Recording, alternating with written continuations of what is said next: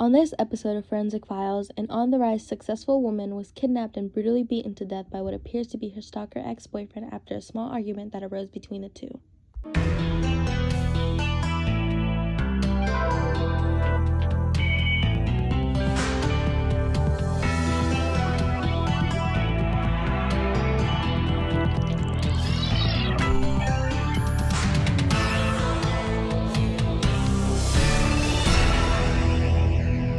Camila Vasquez, to everyone, was a driven, hard-working, and caring woman that was always there for anyone and everyone who needed it. Sadly, her life came to a devastating end when she suddenly went missing out of the blue on April 13, 2013. Friends started to worry more and more, and this became a more serious situation when the next day, April 14th, Camila still didn't arrive to classes, this time with no text. Camila was the most caring girl that anyone could ever befriend. She was always there for everybody and just made sure that anyone had a friend. I don't know who could have done this to her. I've been best friends with Camila since we were 5. We always had these plans to travel the world together. I guess we won't be able to do that anymore, but I really loved her. Yeah, I met up with her. We talked and I left because I was starting to get a little bit aggravated, but I would never hurt her. I loved her.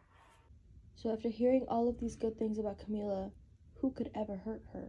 While thoroughly investigating all of the interviews that we had conducted, we saw that Manuel, Camila's ex-boyfriend, had different body language compared to everyone else that we had interviewed and had no emotional connection to her, and we saw that he was the only person that could not actually mention Camila's name, unlike the other people.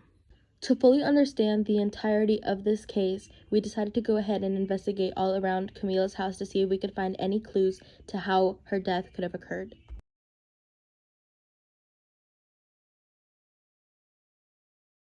The series of pictures shown show a various amount of evidence which helps narrow down how Camila was murdered and who could have done it. We found shoe prints around and inside her house and some blood traces which could either belong to the perpetrator or the victim.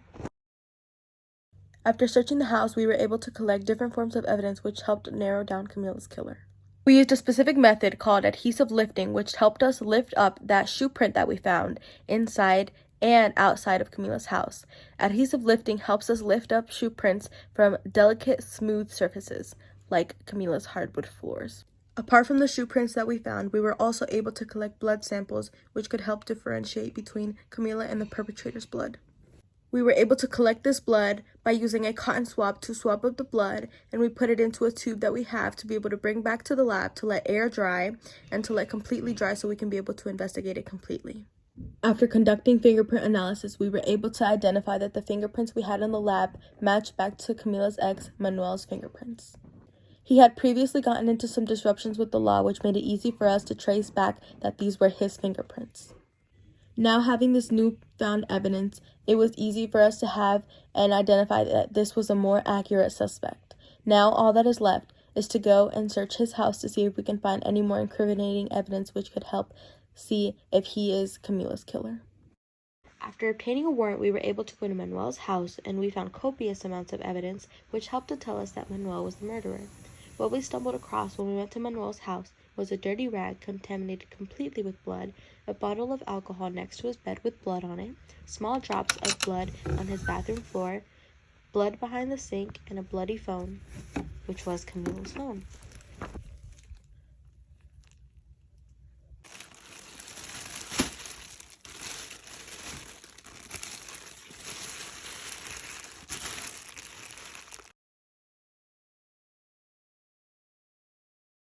Which goes back to the text that Camila had sent her friends the day she went missing.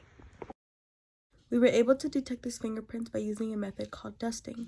Dusting is a method that you use with black powder and a brush to be able to lightly brush over the fingerprints to be able to pick them up with a piece of tape.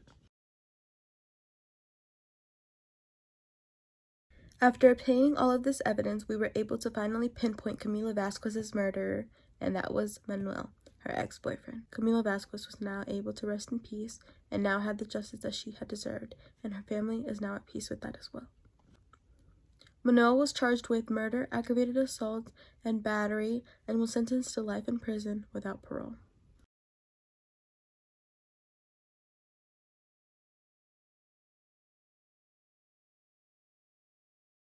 Copper, siéntate.